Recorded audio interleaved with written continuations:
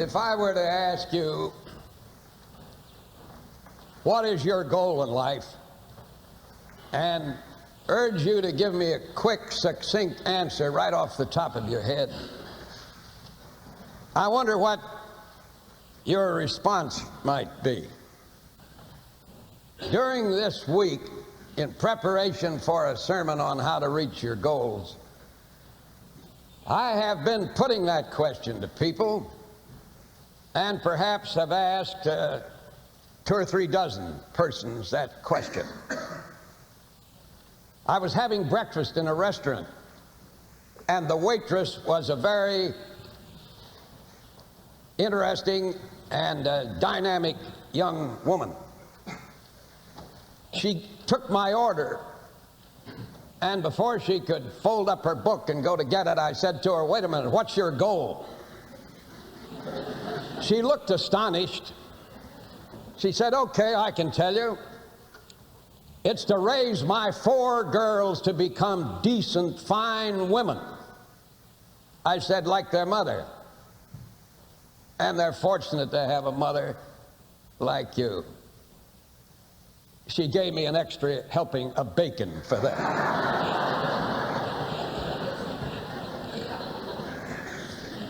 Then I met an advertising man named Pat O'Neill. And I said, "Pat, what's your goal?" He said, "It's to raise my 7 boys into good Christian men." He said, "I want them to grow up to be good Catholics, but beyond that, good Christians, and beyond that, decent human beings." I went to luncheon with 6 men and 1 woman, and I put the same question to them while they were in the midst of eating their soup. And I said, "I want this answer now." I passed out papers. The soup got cold, but I got my answer. And again, I put the same question to another group. And not one in all of the people that I spoke to said that their goal in life was to make a lot of money. Indeed, not one single person even mentioned money.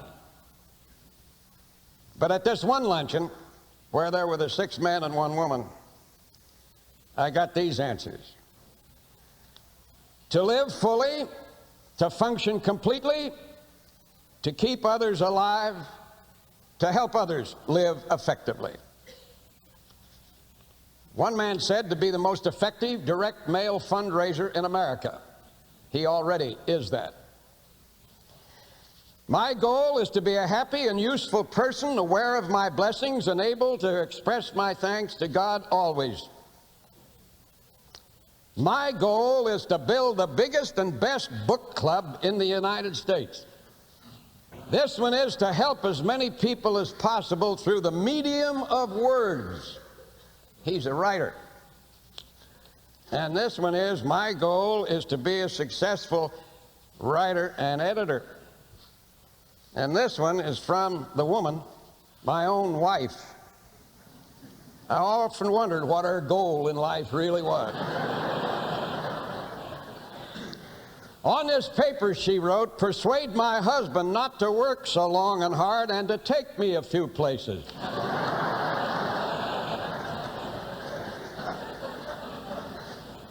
Wouldn't it be interesting if we were to pass out these papers here this morning and ask everybody to write down what his or her goal in life is?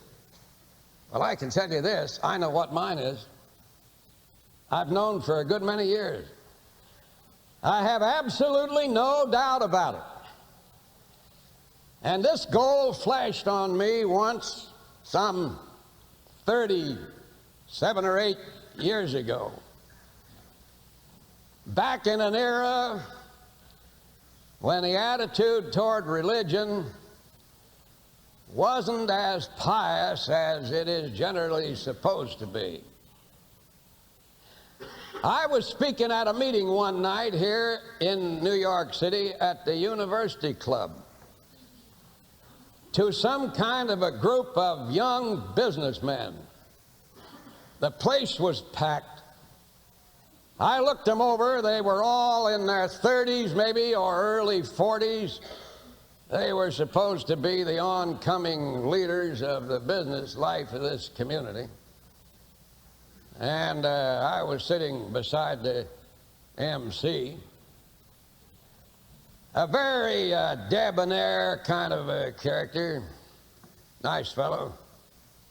He was an Ivy League type from Westchester, and he said to me, you know something? This is the nearest I've ever been to a minister in my life.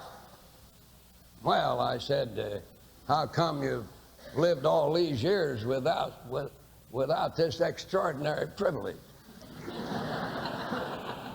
And the man on the other side said, well, Bill, you know, the only time I've ever been near a minister was when he married me to my wife. And I said, well, do you fellas go to church ever? Well, one of them said, I always make it a point to get there on Easter. Well, I said, that's really, the church ought to be grateful to you for that. And the other one said, I go you one better than that. I get there Christmas Sunday as well. And they both admitted that they'd taken out their religion in their wife's name. An old shibboleth which I used to hear a lot. So I looked out over this crowd and I said to them, how many of these fellas here do you suppose are regular churchgoers or have any connection with Christianity at all? And they kicked it around for a while, and finally they agreed that most of them were pretty nominal. I said, are these supposed to be the young leaders of the New York area? And they modestly agreed that maybe that was so. So right then and there, I had a terrific mental and spiritual experience. I decided that, so help me, what little I could do about it, I wasn't going to let the men of this generation get away with that. I decided that I was going to dedicate myself by every means possible to sell as many modern American men and women as I possibly could in my lifetime on the idea and the fact that Jesus Christ is the greatest scientist on how to live, and that he has the way that really works. And at that time, there was a man around here by the name of Private Pete. He was the most famous private of World War I. And he was a great speaker. And he went all over the nation speaking as Private Pete. After that ran out, he started a lecture bureau. And he came to me one day and he said, Norman, how about taking the message out of the church and getting it over to business groups all over everywhere? I said, I'm for that, provided it doesn't take up my time away from the church too much. So anyway, I started out with him speaking to business conventions and sales organizations and conventions, and think I've done about as much of that as anybody. I won't say how effectively. All over this country in all the years that have succeeded. And I'm glad to report that as a result of it, I don't believe you could go into any meeting of men today and have them talk to you on that flippant way as they did years ago. I remember the time when they wouldn't even have had a preacher before a business convention, and I've remembered the time where he would have been fearful to say anything about God or about Jesus. The climate is entirely different, not what it ought to be yet. But believe me, there's been a change, because it is now well recognized that Jesus Christ is the most subtle, sophisticated character that the world has ever known. So It's very important to have a goal in life. You can reach your goals. You can achieve your objectives. You can realize your purposes, provided that you have goals and objectives and purposes. You never can reach them unless you have them. And provided also that your goals, objectives, and purposes are right. For if they're not right, they're wrong, and nothing wrong ever turns out right. I believe that it's the function of the church to help people to get the most out of life by reaching their goals. I did a strange thing not long ago. Really did me a lot of good. I was talking to a friend of mine named Fred Edgar, who's the pastor of a church in Dallas, Texas. And Fred, who's a very effervescent man, told me that one night he was very low in spirit. And he told me why. But he said, I found a way to get a tremendous lift. He told me that he went into the empty, semi-dark sanctuary of his big church down there in Dallas. And he started down the main aisle. And his is a residential type of church, and not many strangers from outside. And he knows everybody in the congregation. He's been there for about 30 years. He's married them all. He's baptized them all. He's been with them in all the circumstances of life. He said he went down the aisles, and Mary sat over here, and he prayed for Mary. And Jack sat over here, and he went over and put his hand on the pew where Jack sat and prayed for him. Went back there to where Harry sat, put his hand on Harry's pew, and so on down through the congregation. That impressed me. So I came in here not long ago myself. And I didn't spend too much time at it, but I went down up and down the aisles here, and I said, I want Elsie and Otto and Harry and Lynn and his dear wife to get the most out of life. I went down here and I said, I pray for Martin and Helen that they may get the most out of life. And Bill and Helen and Lorraine and Cecilia and Leslie. I'm just pointing out people that I see right now, but I mentioned most of them and sent out loving thoughts toward them. Why, you know,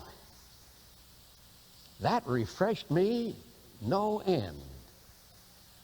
And then I began to ask myself, they've been listening to me preach sermons all these years. Are they any better because they've listened to me? And is their life any richer and more meaningful because I, together with Arthur here, and others, have been able to break the bread of life? Every human being's got to have a goal. Something you're reaching for. Something you expect to attain. Whatever it may be. And according to the statement of the Bible, that if you have faith and believe, that which you seek can come to you. Like those two blind men. They were blind. They'd heard about all the miracles that Jesus was performing, and they followed him. And the disciples said, let's get rid of these people. They're a nuisance. And Jesus said, let them talk to me. And he said to them, what do you fellows want? They said, we're blind. We want to see. He said, do you believe that I can give you sight? They said, yes, sir, we do believe. And he said, because of your faith, let it be as you asked. So whatever your great desire is, if you believe that he can do it for you, you go to him and you say, I want this. And if you really believe, it shall be as you ask. So then, to reach your goals, what method do we take beyond this? First is to have a specific goal, not a fuzzy goal, but one that is clearly and sharply defined, so that you can write it down in a word or a sentence or two and then put a date on it when you want it to come to pass. Because that which you want, added to that which you believe, if you take it to the Lord, he will bring it to pass. Now, about 4 months ago, I was walking down the street in Denver, Colorado. I go out every day wherever I am and take a 2-mile walk if it is possible. And it's only impossible when it's pouring down rain as far as I'm concerned. And even then, I just shorten it up a bit. I remember I came out of a hotel in Los Angeles one night and I said to the doorman, how far is 1 mile down this street? He and the taxi driver talked it over and they said, it's down to Western Avenue. I said, if I walk down there, that's 1 mile. If I walk back, that's 2 miles. And the doorman said, that's pretty good addition. So when I came back finally, he said, you're the most curious guy I ever met in my life. How come, I asked? He said, you're the first one that ever came out of this hotel and asked me how long was a 2-mile walk. All of them asked for a taxi. And I said, I do it to keep in shape. And he was impressed when he looked me over.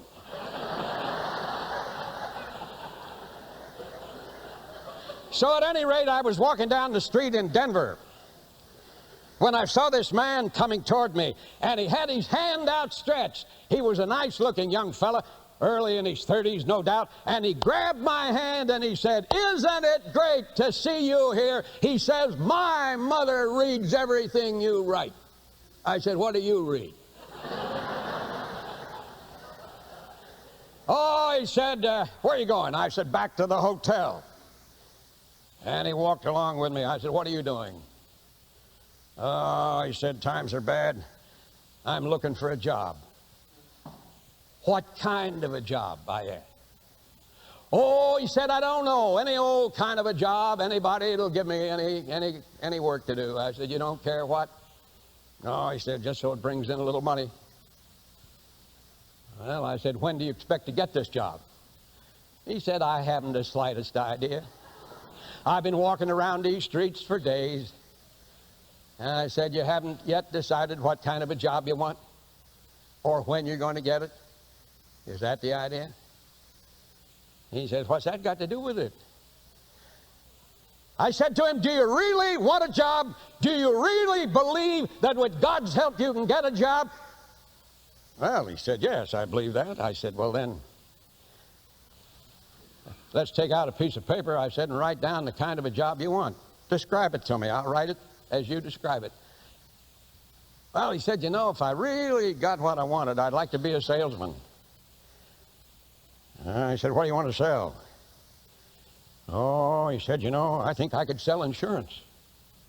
Yeah, he says, I'd like to be an insurance salesman. But you see, I haven't got any brains and I haven't got much education. I said, don't tell me what you haven't got. Tell me what you want. He said, I want to be an insurance salesman. I said, when do you want to begin? Well, I said, I don't know. Well, I said, how about saying that you'd like to begin next week, Thursday morning? And I wrote that down. Wants to start next week, Thursday morning. Well, he says, where am I going to get an insurance job? I said, at an insurance agency. He said, I never thought about that. He said, do you think that I can get it? I said, yes. Do you think you can get it? He said, now that I'm talking to you, I believe I can. I said, go get it and let me know about it. He finally got in touch with me. He said, I didn't get it on Thursday. I got it the following Monday. But I'm on the job. And he added, I'm going to be the greatest insurance salesman in Denver, Colorado. I believe he will. But wandering aimlessly around with no goal and no time element on it, one could hardly expect other than that it wouldn't happen. But if you have faith and really believe in the Lord and in yourself and in life itself and in your country and in the day and age in which you live, you can reach your goal. But you've got to make it specific. I really wish I could come down there and say, what's your goal? One sentence. But you don't need to tell it to me. Just tell it to yourself. If you have faith in Him, you shall have what you believe, He said to the blind men. And He says that too to us. But in order to attain and reach one's goals, it has to be treated on a spiritual basis.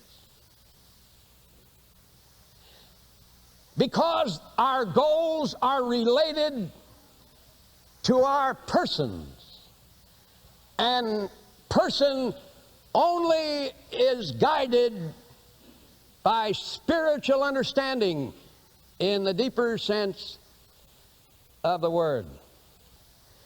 A man who was having a great deal of trouble in reaching his goals told me that he was in a motel, a Holiday Inn, he told me, where always they have an open Bible. And some of those innkeepers have said that they pray about where they open the Bible. This man paced up and down his room, and he saw this Bible, and he'd seen him in many a motel, but he had never read them. But on this occasion, he picked the book up, and he started to read. Finally, he read the 2 pages to which the book lay open on the dresser. He turned to other sections of the Bible. He told me that he read this Bible for nearly an hour. Something that he had never been accustomed to do. Finally, he said he sat there, and a strange kind of wisdom seemed to float up in his mind. A perceptiveness, illumination, understanding. His goals clarified. He got an idea as to what he should do. He went out and proceeded to do it and had a glorious result. What had happened to him was that his mentality had been reconditioned with a basic wisdom and understanding. You can reach your goal, provided you know what the goal is, and provided it's a right goal, and provided you get the supportive power of Jesus Christ your Lord. So get out of life the most that there is in it for you, and there's plenty if you follow his guidance.